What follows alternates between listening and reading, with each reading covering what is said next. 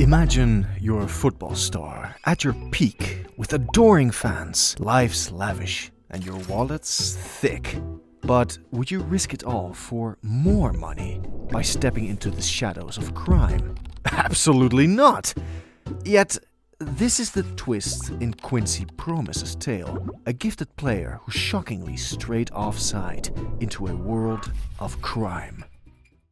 Quincy Anton Promes was born on January 4th, 1992, a Dutch maestro on the soccer field, known for his agility as a winger or forward. He was born in Amsterdam, and his father used to be a professional footballer for Suriname, before moving to Amsterdam, where he would go on to play amateur football. Promes used to get scolded by his mother because he played football all day and wouldn't focus on his studies. So, because of his talent and passion for the game, it was pretty obvious he would go big in pro football. Well, he did actually make it, but the side business of his would eventually overshadow everything else he worked hard for. Now, a young Promes, barely 10 years old, already a bundle of energy and chaos, was skipping classes, stirring trouble, and challenging every norm. Ajax, despite recognizing his raw talent, had no choice but to let him go because of his disruptive behavior. It's heartwarming to think of Promes coming home with tears in his eyes, only to find solace and encouragement in his mother's words. She was the beacon of hope that kept him from straying too far from his passion for football. Following his departure from Ajax, Promes' journey took him to Haarlem, and even though the club faced its eventual downfall, it was merely a stepping stone for him. He didn't just land on his feet, he sprinted towards success, joining Twente and then making a name for himself at Go Ahead Eagles. And the young coach there at that time was actually Erik ten Hag. Erik ten Hag saw the spark in Promes and turned him into a wildfire. Under his guidance, Promes didn't just play, he excelled and attracted attention from all over Europe. And yet, when Juventus and Valencia approached him, Promes chose Spartak Moscow. He basically chose money over class, and it's this exact move that earned him the nickname Money Wolf among his peers. As weird as it sounds, the reason behind it is quite clear. Promes was always hungry for money. His teammates would always listen to him talk about how he was waiting for his big money move, and on social media he was always showing off whatever expensive clothes and jewelry he had. He was never a modest guy to begin with. Despite the initial struggles, Promes' time in Russia was nothing short of spectacular, leading Spartak to a league title after 16 years, which was a feat that redefined his career.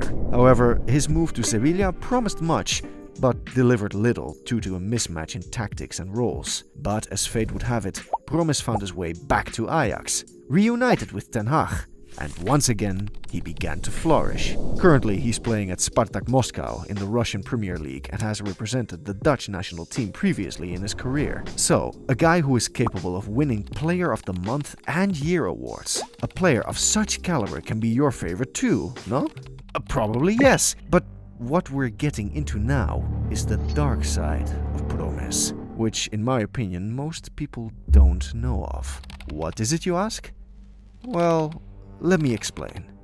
Just as anticipation was mounting for his performance to reach new heights, Promes found himself in police custody in December 2020 and was suspected of involvement in a stabbing incident dating back to July 2020, before his Ajax debut.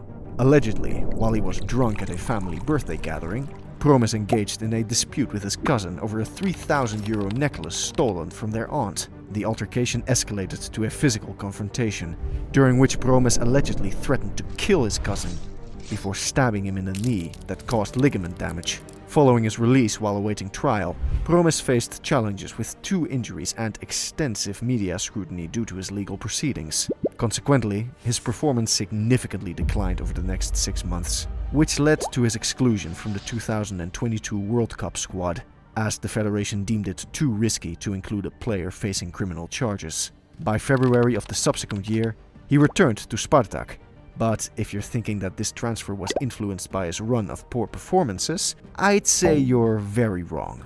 He made this transfer so that he could avoid being convicted because of the murder allegations made against him. Speaking of things being oddly convenient, it's worth noting that Russia and the Netherlands lack extradition agreements, meaning that just as things got worse, Promes found himself in a position where he was completely invulnerable and above the law. However, there wasn't such evidence against Promes back then, so his decision to run away seemed suspicious.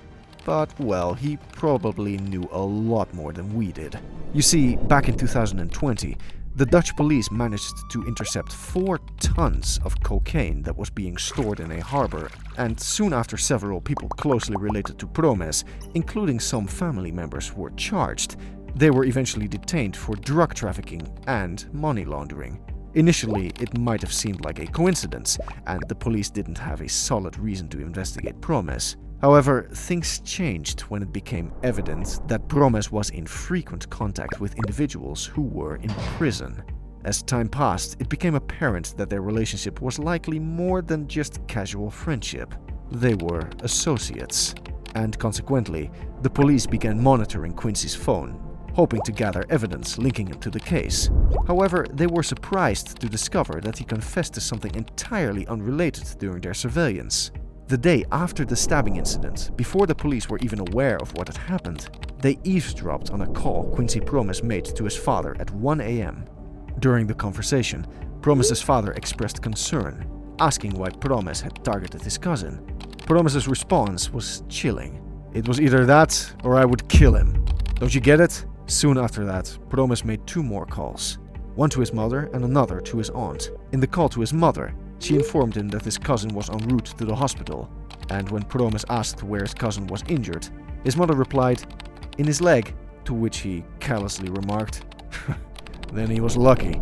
Subsequently, in the call to his aunt, Promes admitted his inability to tolerate theft from his family and expressed regret for his actions. Finally, he calls his father one more time and tells him, "My loyalty is to my aunt. Whoever steals from her, I will kill. Period. There are people in this family I would kill for. I don't care. If they disrespect you, they'll see who I really am. Not the footballer, but the other side of me. He was lucky I don't carry a gun anymore, or it would have all been much uglier." As you can imagine, when the next season rolled around, the police decided to pursue charges against him due to the overwhelming evidence. However, conveniently, the trial faced delays when a key participant fell ill.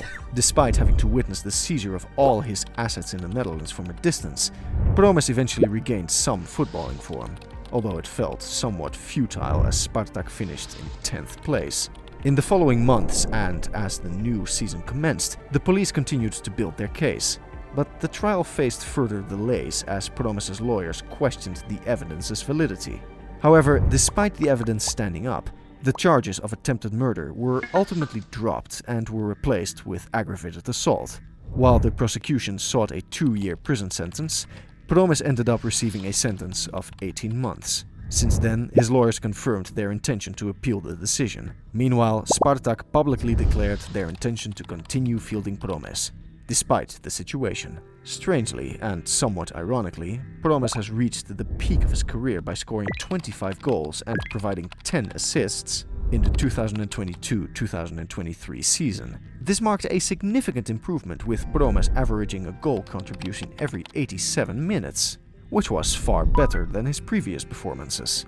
Interestingly, he also chose this moment to embark on a venture into music, releasing rap music videos, which was quite unexpected. However, it appeared that he may have overlooked the fact that law enforcement was still actively pursuing evidence linking him to the drug trafficking case. In June 2023, they announced their decision to prosecute him in connection with the case. Why, do you ask? Well, allegations included his involvement, along with another individual, in the importation of at least 1.3 tons of cocaine, valued at $40 million wholesale. The cocaine was reportedly sourced from the well-known Surinamese drug lord, Piet Wortel, who was recently apprehended in Aruba, and he was also previously captured in Spain and the Netherlands, but he managed to escape every time. Recent allegations suggest that Promes owes a debt to Wortel after a rival gang stole approximately 400 kilograms off of a shipment. The most compelling evidence tying him to the situation was an encrypted message intercepted by authorities. In the message, Promes instructed his associates to proceed with the task, indicating that the other half is safe. Shortly after, one of his hired runners was apprehended while attempting to transport half of the shipment from the port to a shisha lounge used as a meeting point. It seems Promes should perhaps limit his phone usage. Nonetheless, one could argue that Quincy Promes fits the profile of a drug lord, as the evidence clearly suggests. It's intriguing to note that both Wortel and Promes' father hail from Suriname. Could there be a connection between them? It's a mystery that leaves us in the dark, with more questions than answers. Now, on February 14th, 2024, Promes received a 6-year prison sentence after being convicted for drug trafficking. His legal team has stated their intention to appeal the ruling. Promes has been placed on the international wanted list, but the likelihood of his extradition is considered low due to the absence of a bilateral legal assistance treaty between the Netherlands and Russia. After his conviction, Dutch authorities seized 9 properties owned by Promes in various cities. But there's no stopping this guy, as he was involved in yet another incident. On February 29th, 2024, Promes was detained at Al Maktoum International Airport by Emirati police, reportedly for a local offense related to fleeing the scene of a traffic accident. He was prevented from boarding a flight to St. Petersburg, where Spartak was returning for a game against FC Zenit St. Petersburg on March 2nd, 2024. After a mid-season camp held in the UAE, Promes was released from custody the next day, but was prohibited from leaving Dubai until further notice. Quincy Promes' story keeps getting more intense, and everyone is watching closely, eager to see what happens next in the life of this footballer who turned into a criminal. Anyway, that's all we had for you today. Make sure to subscribe to the channel and let us know what you think about Quincy Promes' Darkside in the comments below.